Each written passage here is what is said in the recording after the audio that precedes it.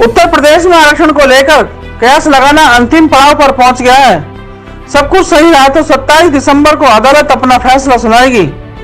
उत्तर प्रदेश में निकाय चुनाव में पिछड़ी जाति आरक्षण को लेकर इलाहाबाद हाईकोर्ट की लखनऊ बेंच ने फैसला सुरक्षित रख लिया है।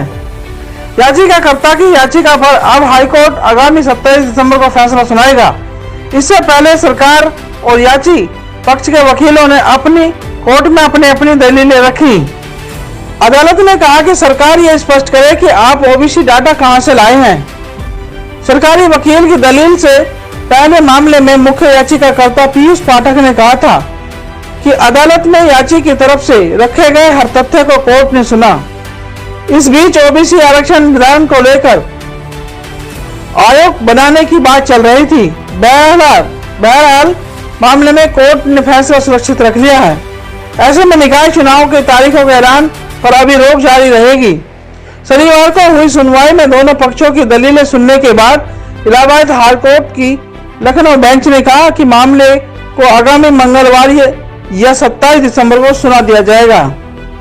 सुनवाई पूरी होने के बाद वकीलों ने मीडिया से रूबरू होते हुए क्या कुछ कहा, आइए हम आपको सुनवाते हैं। सुनवाई आज पूरी हो गई है। दोनों पक्षों के बहस सुनने के बाद जो है न्यायालय ने अपना निर्णय सुरक्षित कर लिया है और 27 दिसंबर मंगलवार को जजमेंट जो है न्यायालय अपना देगा इस पूरे प्रकरण पे। सर, उसके अलावा कहा जा रहा था कि सरकार ने जो हलफनामा दाखिल किया उसके बाद बहस हुई तो उसमें क्या कुछ रहा आरक्षण को लेकर? सरकार ने अपने हलफनामे में अपने एक्शन को डिफेंड किया कि जो हमने नोटिफिकेशन जारी किया है वो बिल्कुल सही तरीके से जारी किया है, लेकिन कोर्ट उनसे बहुत ज़्यादा सेटिस्फाइड नहीं थी।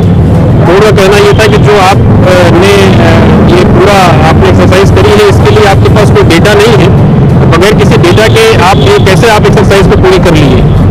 और कोर्ट उनसे डेटा मांग रही थी, लेकिन सरकार की तरफ से कोई किसी प्रकार का कोई डेटा जो है न्यायालय को प्रस्तुत नहीं किया। पिछले चुनाव का भी हवाला दिया गया था? पिछले चुनाव का भी हवाला दिया गया था और हम लोग की तरफ से याचियों की तरफ से कहा गया कि 2012 और 17 के चुनाव हुए थे उसमें भी बहुत सारी नियमों का उल्लंघन हुआ था और उसमें भी न्यायालय में बहुत सारे प्रकरण आए थे और इन्होंने वही सारे डेटा और उसी के आधार पर इस चुनाव को भी कराने का ये प्रयास कर रहे हैं। इसीलिए ये सारी एक्सरसाइज जो है ये गलत है और इसको इसलिए न्यायालय में चुनौती दी गई। किसी आयोग के गठन की भी मांग की गई है सर? वो आयोग के गठन की बात थी, लेकिन कोर्ट न्यायालय किसी आयोग के गठन के लिए आदेशित नहीं कर सकता है। ये विधायिका का काम है, लेजिस्लेशन का काम है, वो अपना खुद तय करेंगे कि कैसे अगर कोई सुप्रीम कोर्ट का जजमेंट है या कोई अगर एक्ट है उसको कैसे वो लागू करेंगे, उसके लिए क्या एक्सरसाइज करनी है, ये लेजिस्लेशन का काम है। इसमें कोर्ट का व्यू क्लियर था कि हम इस संबंध में कोई डायरेक्शन नहीं दे सकते। क्या लग रहा है सर 27 तारीख को जो अब ये हम कैसे बता सकते हैं, न्यायालय का निर्णय जब आएगा तब पता लगेगा। क्या ये स्टे लगा है? तब तक स्टे चला।